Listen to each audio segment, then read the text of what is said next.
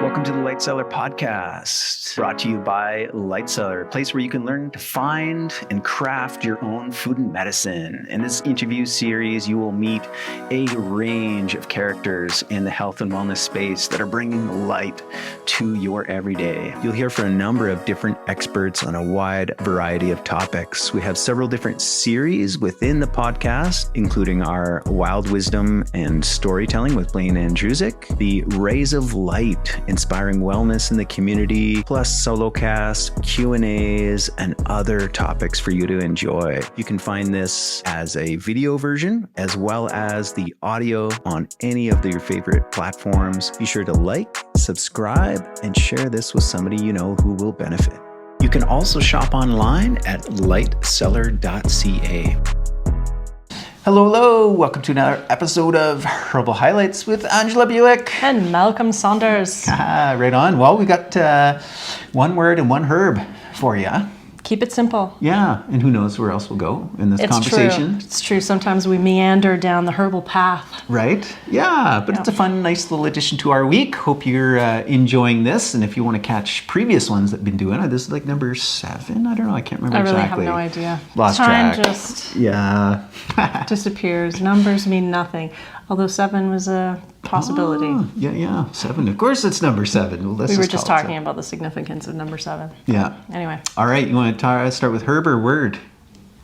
Let's start with herb. Herb. Yeah. Herb it up. All right. Okay. Herb that we're talking about, which I think is kind of appropriate for this time of year. Yep. Which is Kava Kava. So, if you don't know Kava Kava, it comes from the Pacific Islands. I was just reading, actually, that the particular variety, Piper methisticum, is actually a domesticated variety. There's a wild progenitor, and they did a bunch of kind of breeding to, get the right chemistry and all that. But it can't actually sexually reproduce. It has to be produced by cuttings. Okay. Yeah. So people play an important, and maybe animals as well, play an important part in the... Yeah. But this is a herb, within Pacific Islands, Polynesia, all these different, Fiji, that type of thing. Long history of use. And in more recent times, kind of came under fire. It was actually banned. Liver toxicity issue, right? Yeah, for sure, which it's so interesting. I mean, anytime like government's like, natural herb, like it's always like, okay, let's get into it, like what's this really about? And Europe had banned it, Canada had banned it back in like 2003, and this was all as a result that the FDA had put out a warning. 2002 it was, and I believe it was based upon 11 people that had reported liver damage. One person had to have a liver replacement, but these things, it's like, okay, was it really the kava? What else is going on? So they have identified there are 3 mechanisms that can be harmful to the liver, and actually one website described it as idiosyncratic, as a herb. Not okay. Yeah, and basically they're like, well, okay, and everyone kind of takes the more cautious approach, but they're saying like this actually really warrants like a complete reconsideration because the bans have been pulled back. It's like, okay, maybe it's not as bad, but this kind of stain on the herb remains. For sure, there are interactions with drugs. Particularly if someone's on like levodopa for Parkinson's or any kind of anxiolytic medication. Okay. Herb word of the week we talked about last week. Any anxiety-reducing medications? Yeah, because it's anxiolytic by itself. So if you're taking like benzos, any type of like Valium, any of these types of things, like you really want to be cautious. You could become too calm. That is a joke and not meant to be taken seriously at all. Yeah, but, for sure. So yes. It seems that other things were going on. I guess some people were taking, pure extracts of the cavalactones, which are the key ingredient, active ingredient in kava. Then this would also, I imagine it probably, the concern is liver toxicity, it's obviously processed through the liver. Yeah. Which makes, anytime something is affecting the liver in any way, you have to be careful with pharmaceuticals because it can decrease or decrease the effectiveness of one of them or increase the speed at which the body metabolizes a pharmaceutical, and so your dose isn't going to work out well. So something to be, but there is a swing towards hyper vigilant safety. Yeah. Sometimes, well, especially when it comes to herbs, you know, like, okay, let's talk about any number of things pharmaceuticals that may be prescribed to you. Right? It's like, we got 7 cases. You know, like, I mean, you know, aspirin. You know, like it's maybe 7 cases an hour. You know, like that people run into issues with that stuff. But it's good to like consider. Of course, common sense is in short supply with sometimes, but most people can consider what's the traditional use. Yeah.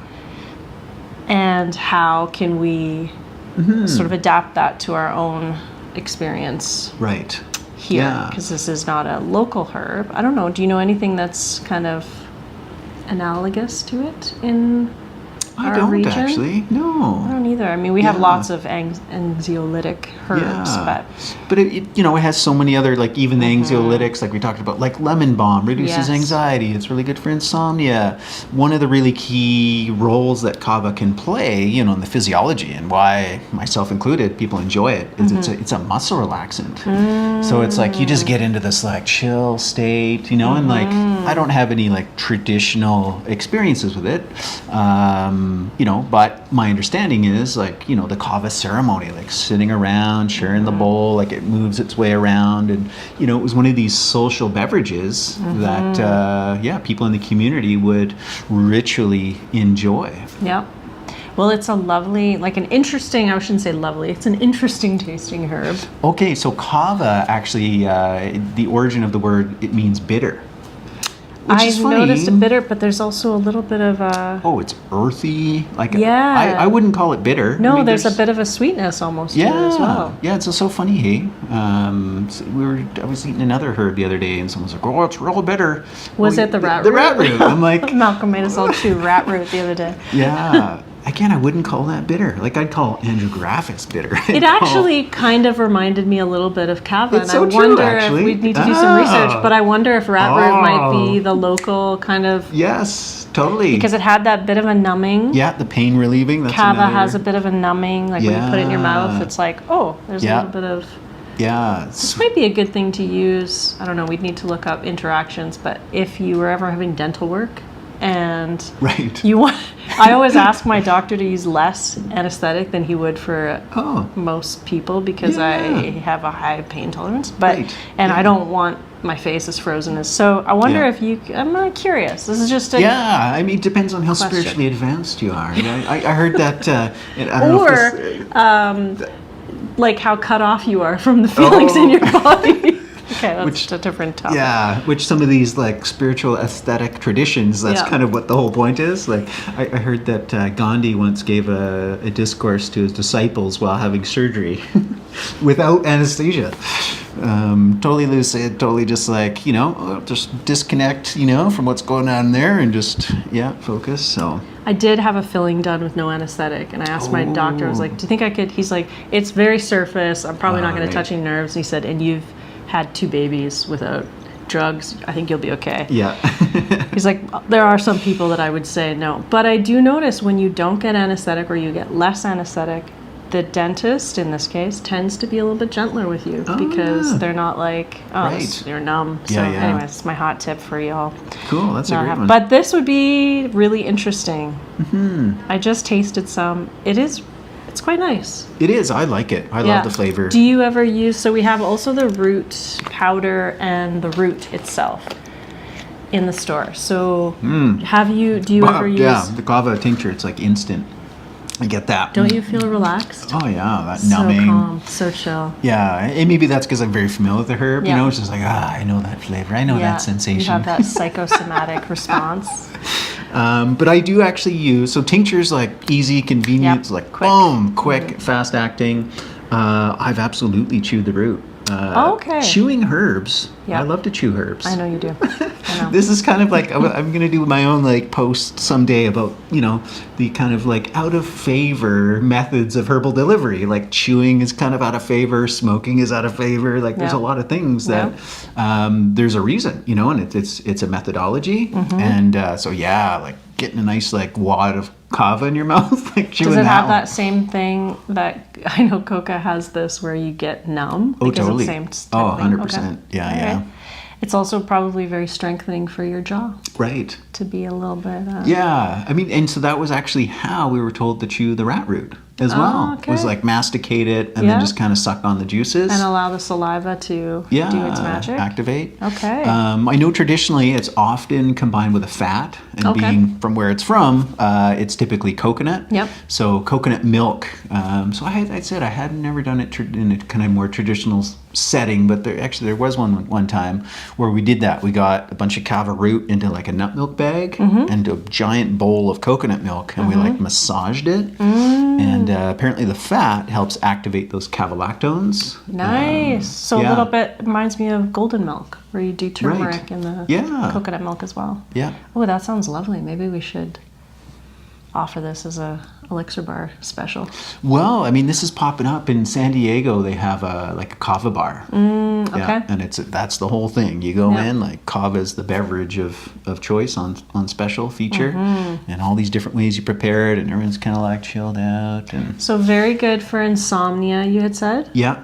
So a nice thing to have in the evening. Yeah. Calming. Yeah.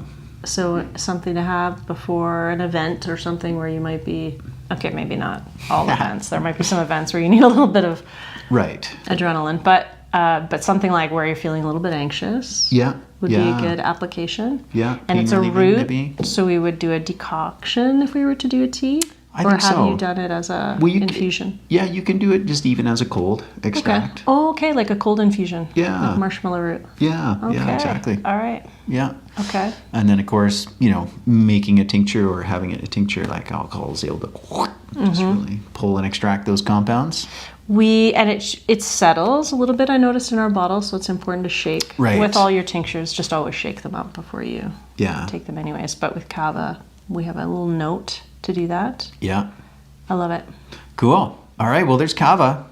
So our next word, you and I, again, we each kind of stumbled upon this during the week. So coming up, Denise and I are doing our complete herbal medicine maker. That is February 4th in the afternoon. And I mean, it's a bit cheeky to call it the complete. Because it's only one, I mean, it's but you do cover a lot in that class. Yeah. So I'd say the complete, most common forms of herbal delivery systems. Like we don't talk about chewing or smoking or, What? You're not smoking in the class? Boring. Oh, actually, I do want to do a smoking class. Do you remember? Did you go to David's? Yes, I did not go. We had one at the Herb gathering last summer, right? Yeah. Or was it the Kootenays? The Kootenays, last summer. Yeah. And David Knox, an excellent practitioner in the Kootenays around Nelson, did a smokables class. Yeah. And I did not go to it. It was so cool. And it wasn't like, let's roll up a joint and, like smoke it. It was literally like he had actually rolled up joints of like, he had 15, 20 different herbs and then just burn them. And then so what he does, so his whole world is acupuncture, Chinese medicine. So he was like, he would bring it across the meridians. But even, just in your space, and we all know like, okay, burn some sage, burn some sweetgrass, those kinds of things. Like, I mean, the physiological change that we all experienced, and especially like herb to herb to herb to herb, and some things that like, we burn sweetgrass, we burn sage. Like he had other ones that were like, never thought about doing that, Oh, that's awesome. And it had that effect. Most of them that most people could feel perceptibly. Just like, of literally just having, he's like, have a toke if you want, but that's not the point. It was just, you don't need to ingest it. It was just... more kind of like an energetic in your field, meridian point specifically. So that was cool. A little bit like moxibustion type principle, which is a common traditional Chinese medicine principle. That's cool. Yeah. I like that. And I remember seeing, as you were talking, I was remembering like 18 or 1700s drawing of a doctor using, I don't think it was mullein, but it was like a tuberculosis-y type herb. Yeah. And they had like a cone. And they they kind of lit it up and had it in the cone and just sort of blew it towards the person who was ill. Mm-hmm. And they would just kind of, like a steam inhalation sort of thing. Smoke bath kind of thing. Yeah. So there's lots of ways to use it that are appropriate. And I think going back to the kava too, it's all about the dose, right? And how much you're doing this. Mm-hmm. And that principle of medicine being medicine, not necessarily just recreational intake, which is where we get a little bit of issues with modern smoking type behavior. But like kava, if it's something as a liver toxin, but also a medicine, it, just be mindful of how much you're taking, because that's what makes the difference between those two extremes. Yeah.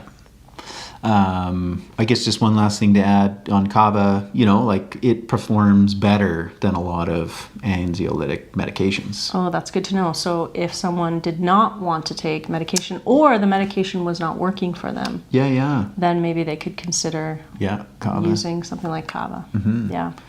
But anyways, back to herbal medicine making. So we do have, it's a huge list of all the different forms of extraction and solvents that you can use and as delivery system for medicine. So it's very comprehensive, but maybe it's not complete in that regard. It's definitely Can anything ever be complete? I don't think so. Yeah. No. It's complete enough. It's complete enough. Complete enough for your purposes. So. I think it's great. It was a great course. I did that class once before I was working here more regularly. I thoroughly enjoyed it. Denis and Malcolm are good teachers.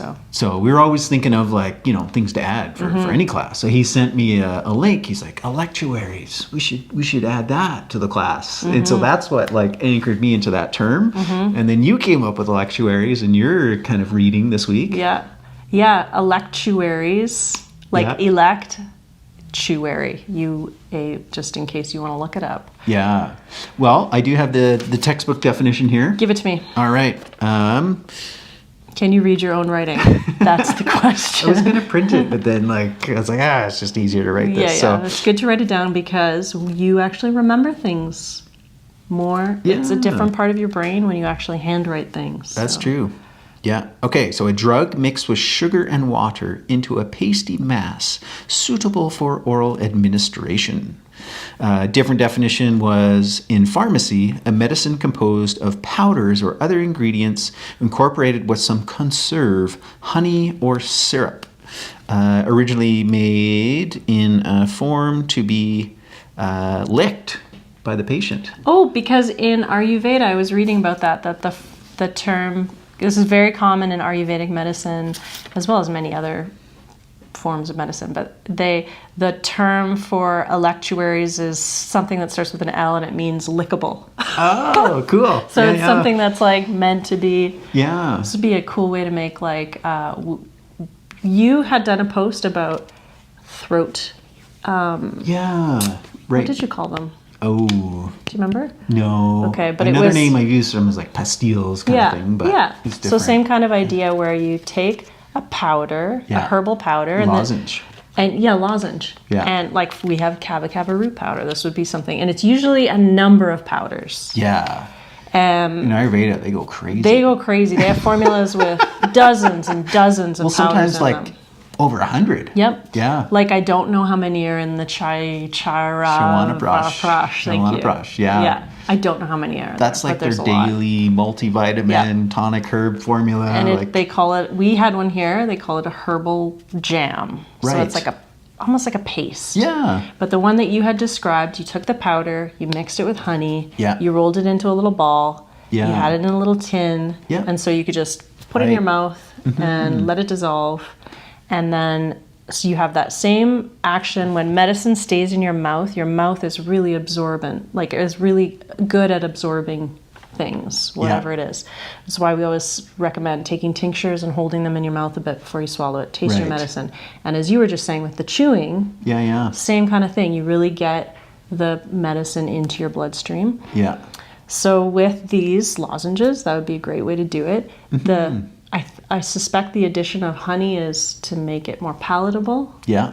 You could use sugar as well, but honey's a nice medium because, of course, it's got all the properties that honey has, all the enzymes and different nutrients that are in there, but also it tastes nice. And also it just creates a nice paste so the herbal powders can stick together. Yeah. So... Yeah, that was the other shortened definition, like medicated paste. And in fact, like in veterinary medicine, apparently a lot, it was like, for horses, it would be like a paste they would rub, inside the, like almost like pack it into their mouth, like put it onto their, up into their gums and stuff, and into their cheeks. Oh, fun. Yeah. And horses probably just love it. So what about a Kava electuary? Well, I think we'd mix it with something else, but why couldn't we do Kava electuaries? Yeah. There's so many different honey things we could talk about. Sure. Like, you talk about some in your class. You'll talk about syrups and oxymels. I presume you're going to talk about that. I don't know. Yeah, no, absolutely. Yeah. Syrups and oxymels and just herbal honeys in general. Yeah. Yeah. And so I think electuary is definitely something we could get into. Experiment with. Yeah. For sure. Cool. Yeah. All right. Well, what a great word and what a great herb. I mean, does it get better than this, people? I don't think so. And in less than 20 minutes, too, Wow. Yeah. We're getting more and more efficient. All right. Well, I hope you enjoyed that, too. Thanks, Angela. And we'll see you next week. Yeah. Take care, everyone. Bye for now.